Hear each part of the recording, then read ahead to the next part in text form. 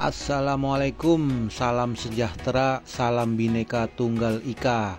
Kali ini saya akan membagikan beberapa cara atau tips agar kita bisa mengetahui permasalahan AC di rumah kita sebelum kita memanggil teknisi AC. Hanya dengan melihat bagian mesin outdoor, kita bisa tahu kerusakan AC tersebut. Mari kita sama-sama saksikan. Oke, sekarang kita sudah berada di bagian mesin outdoor. Jika AC Anda di rumah tidak dingin, kita hanya melihat bagian mesin luarnya saja. Ya, di bagian outdoor itu ada pipa besar dan pipa kecil. Jika pipa kecilnya itu beku es, ya dia mengeluarkan warna putih dan lama-lama berbentuk es, itu tandanya freonnya kurang.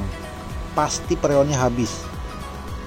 Tapi jika pipa kecilnya beku es, dia beku, tapi listriknya kadang-kadang sering jepret atau tidak kuat, itu tandanya ada mampet di kapiler outdoor.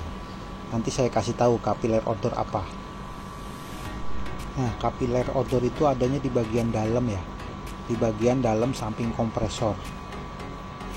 Nah, jika kita punya tang ampere atau multitester, kita bisa ukur tegangannya begitu AC-nya nyala, pipanya beku es, kita bisa ukur. Kalau ampernya tinggi, itu udah pasti mampet kapilernya. Nah, jika pipa besarnya yang beku es, dia menjadi es ya, pipa besarnya, itu biasanya motor fan indoornya itu putarannya lemah. Dia putarannya lemah atau AC-nya terlalu kotor juga bisa. Ia bisa motor fan indoornya lemah, kapasitornya lemah, atau bahkan tidak mutar sama sekali. Ya, jika AC-nya dinyalain dingin sebentar, pipa kecilnya dingin, pipa besarnya dingin, tapi selang berapa lama tahu-tahu nggak dingin, itu kemungkinan besar kapasitor kompresornya itu rusak. Biasanya kapasitor di bagian fan-nya itu tidak berfungsi sehingga motor fan-nya itu tidak mutar dan membuat kompresor panas dan dia terjadi overheat. Nah, jika AC dinyalain itu dari awal tidak dingin sama sekali, kita lihat pipa kecilnya tidak dingin, pipa besarnya tidak dingin, tapi outdoornya kipasnya muter, nah itu kemungkinan besar kompresornya tidak muter. Itu juga terjadi karena kapasitornya rusak. Jadi si kompresor tidak bisa ngangkat karena kapasitornya sudah tidak berfungsi lagi. Itu adanya di dalam, nanti kita lihat sama-sama. Ya, kita coba lihat posisi kapasitor kompresor. Kita hanya butuh obeng plus. Kita buka bautnya 2 biji, kita kendorin ke kiri ya, pelan-pelan saja. Kalau perlu listriknya dimatikan dulu karena biasanya nanti ada arus-arus yang mengejutkan. Kita buka, kita congkel. Nah, ini dia namanya kapasitor kompresor yang warnanya putih mengkilap.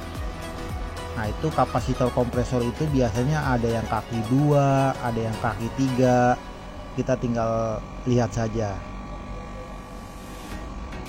Nah, itu yang namanya kapiler tuh, yang bentuknya muter-muter tuh. Nah, itu yang kecil. Itu biasanya kalau AC-nya mampet, kapilernya di situ mampet.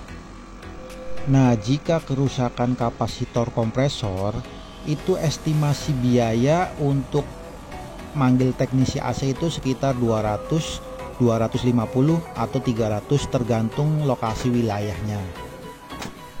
Nah, jika merek AC-nya seperti Daikin yang ada tutupannya begini, kalau untuk melihatnya kita hanya untuk membuka baut tutupnya saja. Kita buka, jadi nanti kita bisa ketahuan pipa kecilnya beku atau tidak. Intinya kita buka biar ketahuan. Kalau yang model ada tutupannya. Ya, ini juga sama ya kayak tadi ya. Misalnya pipa kecilnya yang beku tapi ampere kompresornya rendah, itu pasti freonnya habis. Jika pipa kecilnya beku tapi ampere kompresornya tinggi, kadang sering jepret, listriknya nggak kuat, itu kemungkinan kapilernya mampet.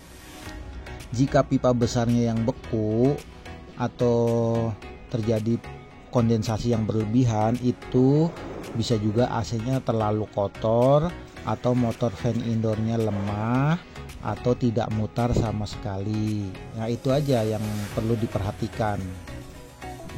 Jika pipa kecil dan pipa besarnya bagus, dingin, normal, tapi AC-nya cuma nyala sekitar 1 menit lalu mati, itu namanya kapasitor kompresornya biasanya di motor fan-nya itu outdoornya tidak mutar. Kalau motor fan outdoornya berputar tapi AC-nya tidak dingin sama sekali, itu juga kapasitor kompresornya yang rusak. Jadi poin-poinnya di situ aja.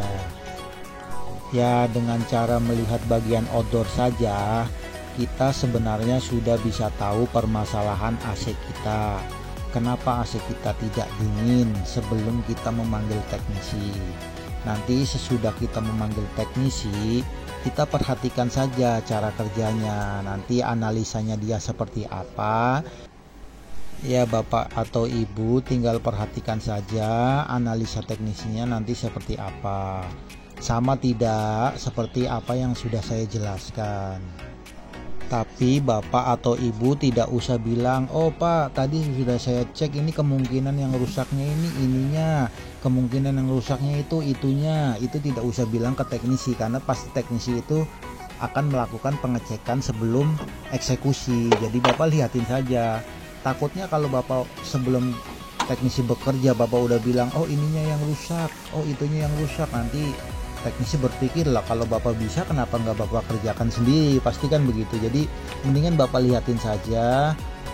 Yang penting poin-poin kerusakannya sudah Bapak ketahui di awal. Jadi nanti misalnya rusak A, rusak B, jadi Bapak kira-kira sudah bisa tahu.